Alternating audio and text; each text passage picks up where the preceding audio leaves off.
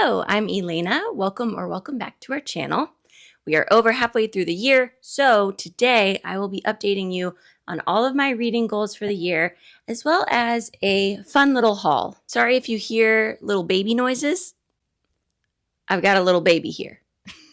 Okay, no time to waste. My first reading goal was to read 100 books this year. Y'all, I don't think it's happening. I don't think it's gonna happen. I did read 100 books last year, but last year I did not have a baby. That has severely hampered my reading goal. The month that I gave birth, I only read 2 books. It really set me back, and I'm still trying to make up for that lost ground. So I'm strongly considering changing my reading goal to 80 books for the year, which I would still be considered behind for 80 books, but it seems more doable. So far this year, I've read 43 books. She's impressed. And weirdly, some part of me still feels like, yeah, I'm gonna magically catch up and read 100. I still kind of think that might happen, but I am 14 books behind. So I don't know, maybe I'm being crazy. I will say that on Storygraph, you can create other types of goals, which is really cool. You can create goals to finish your TBR, read a certain genre, all kinds of things. And I did set a second goal that is page number based. So the goal is to read as many pages as I read last year, which was 30,000 pages. And I'm actually doing better on that goal than I am on the books overall goal, which tells me that I'm reading a lot of long books, which is true. I've been reading these chonkers that are 700 pages. And they're not so good for a reading challenge goal, but I like them. My favorite genre is epic fantasy. And epic fantasy tends to be wordy. I do think this reading challenge stuff, I can get kind of caught up on it. But at the end of the day, as long as you're enjoying your reading, these goals don't really matter. They're fun and they inspire me to read more. So that's why I do them every year. But I'm trying to remind myself that the Goodreads police are not coming after me if I only read 80 books this year instead of 100, Moving on, my next goal was to read a physical book that I borrowed from the public library. I am a school librarian myself, and I read books out of my own library collection all the time. But I want to support my local public libraries as well. Have I gone to a public library so far in 2025? No. No, I have not. But Erin has, and she just recently picked up the sequel to The Book That Wouldn't Burn by Mark Lawrence. That's off the top of my head. I think it's by Mark Lawrence. If I read that, it would accomplish this goal, and that could happen in the next week. I just finished The Book That Wouldn't Burn, and it was amazing. If you like stories about a labyrinthian library full of mysteries, outstanding. It was so good, but it did end on kind of a cliffhanger. So time to read that sequel from the public library. The next goal was to read a book by a local author.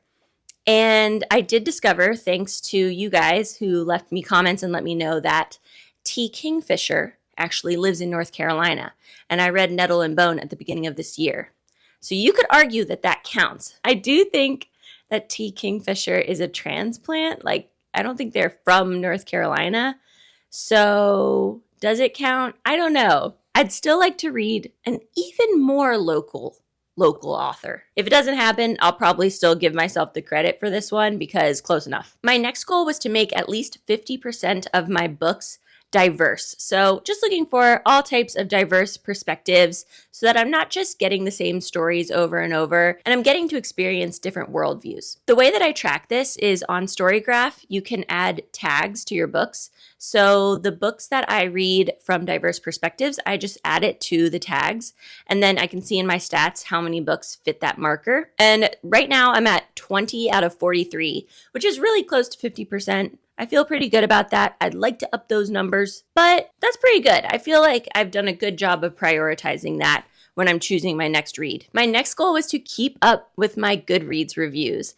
I want to type at least something, not just give it a star rating, but actually say a few words about the book, how it made me feel, what I liked or didn't like, just so that when I'm reading this many books, I can go back and revisit my thoughts on each one. And so far, I have been doing great with this. Sometimes I have to go back a little bit later, a week or two later, and type in my review. But so far, I have been able to write something about every single thing that I've read this year. Follow us on Goodreads, by the way, if you want to read those reviews. Our Goodreads links are in the description box. Next goal is to complete a sci-fi series. We have been on such a sci-fi kick, Erin and I, and I'm totally loving it. I mean, it has a lot of the same things that I love about epic fantasy, so of course it's hitting for me. And I did complete a YA sci-fi series this year, and that would be, what are they called? Arc of a Scythe. They're called Arc of a Scythe, and I read them all. They were really good. These are like YA dystopian sci-fi situation. Excellent. I mean, I really, really enjoyed them. I thought the second book was like a little bit of a weak point, but don't you think that's kind of par for the course with trilogies sometimes, especially YA trilogies? And frankly, I could have totally done without the romance entirely. I wish they'd just left out the romance. But honestly, really good. Like a super fresh concept. Very fast paced. I flew through all of these and definitely recommend them. Okay, my next goal was to read at least 5 recommendations from Erin. She just, at this point, she knows my reading taste so well. So her recommendations are almost always a hit for me. Sometimes she recommends me books that she hasn't read, but she just thinks I would like them. And that can be hit or miss, such as Silver Elite. That one didn't work out. And she made me read that. But to be fair, if she had read it herself, I'm sure she would have realized it was a no-go. But I digress. I haven't actually counted this. Erin, tell us in an edit. Have I read 5 books that you've recommended? Am I close? And the last goal is to attend a bookish event. I have not done this yet this year, but I'm dying to go to one. If you have a recommendation, something that's on the East Coast, easy for me to get to, preferably close to North Carolina, or in North Carolina even. I might even just make it really simple and local, but I want to go see like an author speaking, like a book signing or something, maybe do a bookish festival. I know there's a book festival in Winston-Salem in the fall, so maybe I'll go to that.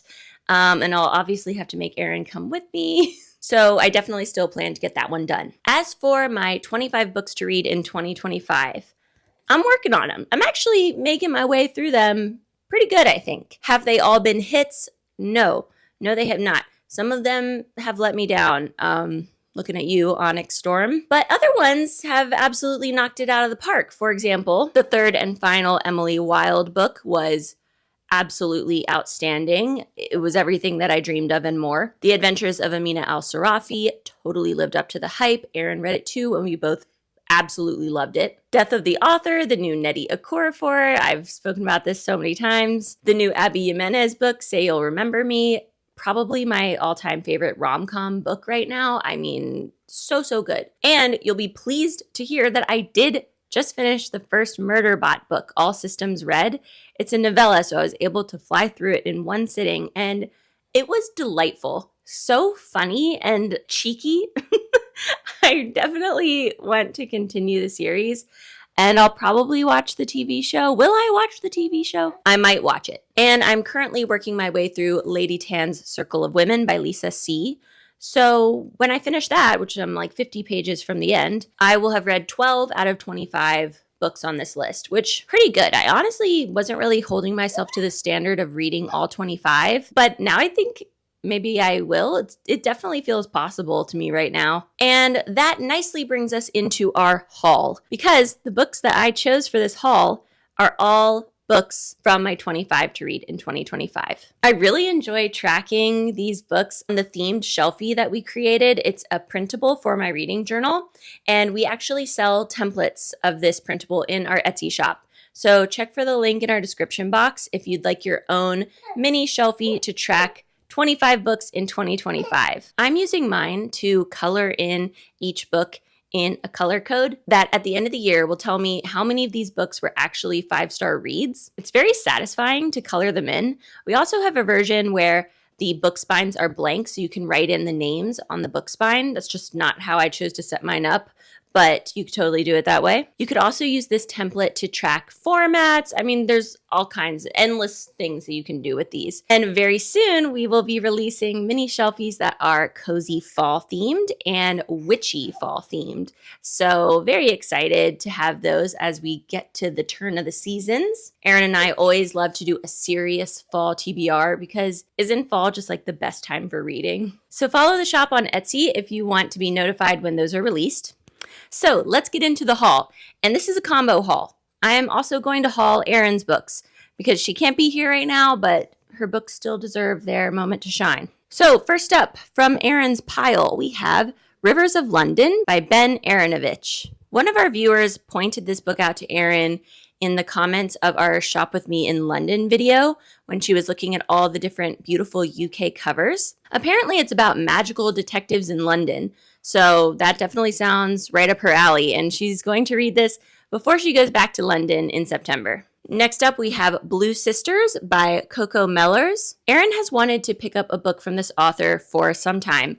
I even remember us discussing this in last year's Goodreads Choice Awards video, because this author is often compared to one of our favorites, Sally Rooney. And Erin already has a copy of Cleopatra and Frankenstein, but instead of reading that, she picked up this one to read instead. I think she just feels like it's more up her alley, like it'll just fit her better as a reader. It's about 4 sisters, so I mean, that alone, yeah. And she also picked up this very pretty copy of A Curse Carved in Bone.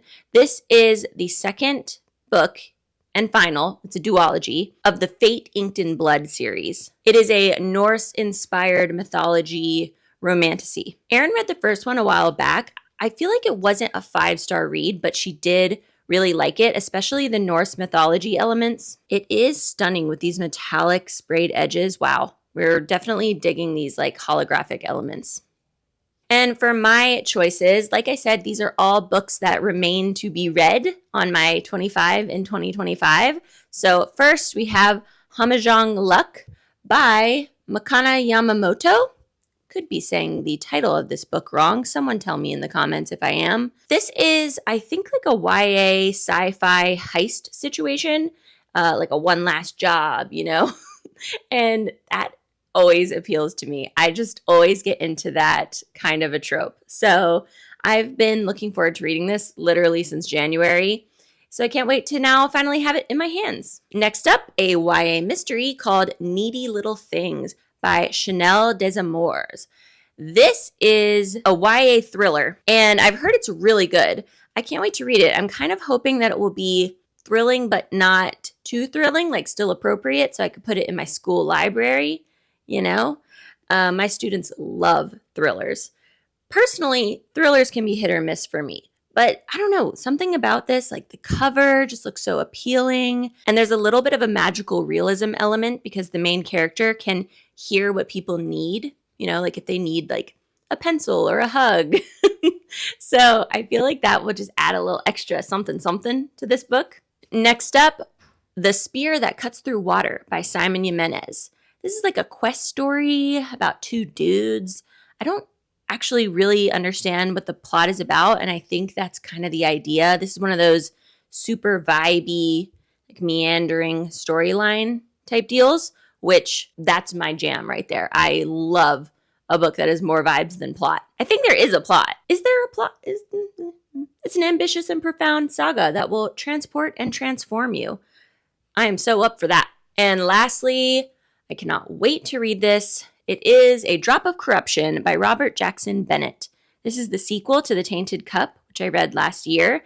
And The Tainted Cup is like a Sherlock Holmes situation, but with a female Sherlock Holmes and set in a crazy unique fantasy setting where there is like a society that is constantly being attacked by giant Titan monster things. And they have to try to keep them out with walls and various weaponry. The first one was really like a murder mystery situation. It was just so good, so unique, while still giving me those fun detective tropes, like where the detective sits everybody down and reveals how she figured it all out all along type deal. It was just so good. So I cannot wait to read the sequel. And this is one of those hardcovers that like doesn't have a dust jacket, which I've realized I really like.